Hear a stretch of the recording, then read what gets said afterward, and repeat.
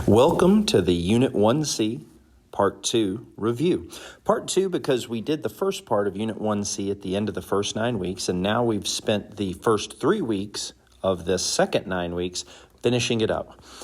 And this has been largely about writing equations when given certain information. Maybe I'm given the slope and the y-intercept.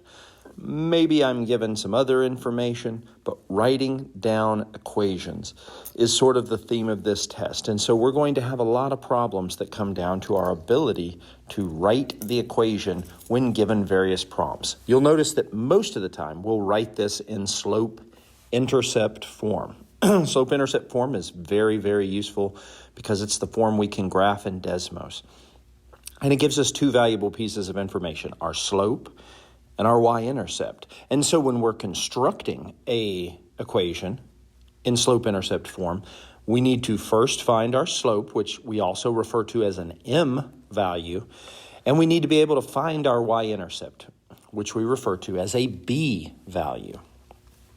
Every time that we are trying to write an equation for a problem, we want to start by trying to find our slope, and then we want to move from there to finding our y-intercept. Now notice the equation in this case, or our problem in this case, gives us the slope. It says m is equal to negative 5/7, and it gives us the y-intercept. It just gives it to us as an ordered pair. Remember, an ordered pair is a point on a graph. The first value in an ordered pair is an x, and the second one is a y. So as I'm writing this equation, I write a y is equal to mx plus b equation. I look at my slope, I see it's negative 5/17. So I write that. Y is equal to negative 5/17x. And now I'm going to put my b value, which is the y value of that ordered pair. Y-intercepts will always have an x value of 0. So if I'm ever asked to write a y-intercept as an ordered pair, it will be 0, comma, whatever the y-intercept is. And there is my finished equation. Now, sometimes I'll be asked to write an equation when given a graph. What I want to find for this equation is the same thing that I wanted to find for the first equation. My m value or slope and my b value or my y-intercept. How can I go about doing that? Well, the first thing here that I think is probably the easiest to find is the y-intercept. That is where this line is going to cross the y-axis, and that's right there. I go 0 in the x direction from the origin, and then I go up 1 on the y-axis. So 0, comma 1 is going to be the point of my y-intercept. You can hear the bell ringing there.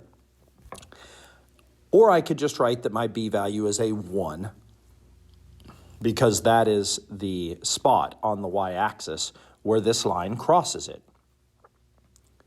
So now how do I find my slope? Well, I need at least 2 points to find the slope of my line. So I need to look on this graph and find another clean point. A clean point is one that goes through a corner so that I have whole number values. And in this case, I find one right there.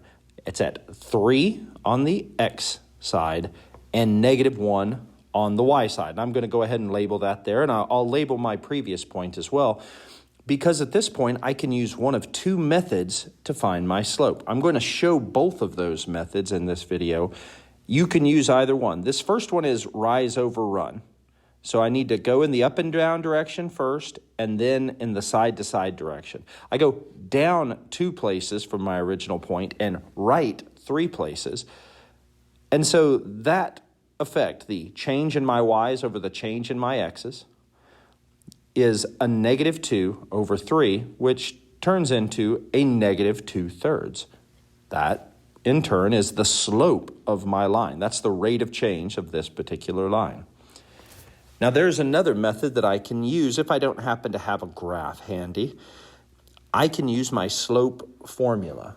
We've done this extensively in class. This formula will be up on the board for you on test day, and it's vital that you know how to use it, because if you can get to where you're very quick with the slope formula, you can find the slope under any circumstances as long as you have 2 points. My 2 points in this case are 0, 1, and 3 comma negative 1. The first thing I want to do is label them. So this first ordered pair are going to be my x1, y1 pair. And the second ordered pair will be my x2, y2 pair. I could have named the first pair x2 and y2 and the second pair x1 and y1. I just need all the ones together and all the twos together. And you see I start to fill out my formula based on that. Notice I make sure to put them in parentheses. That's so that I don't lose track of negatives, because in this slope formula, I take y2 minus y1. Even if y1 is a negative, I would end up with 2 negatives. You'll notice I get the exact same thing from my slope formula, which is negative 2 over 3. And so now I'm ready to write my equation. Y is equal to negative 2 over 3 x plus 1. And I've written the equation of a line based off of graph.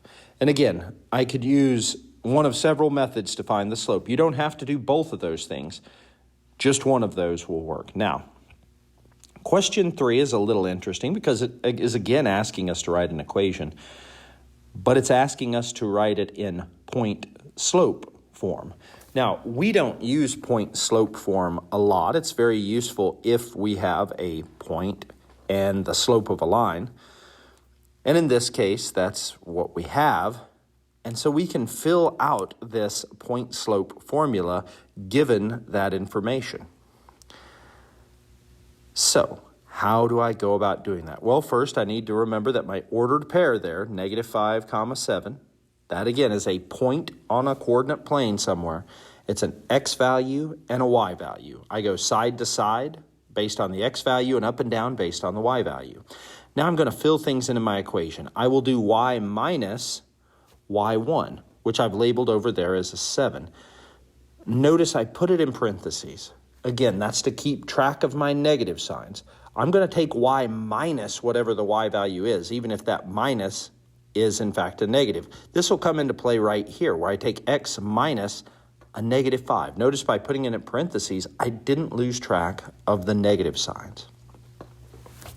And then I want to go ahead and simplify things at this stage.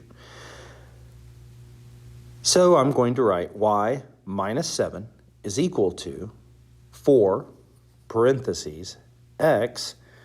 Notice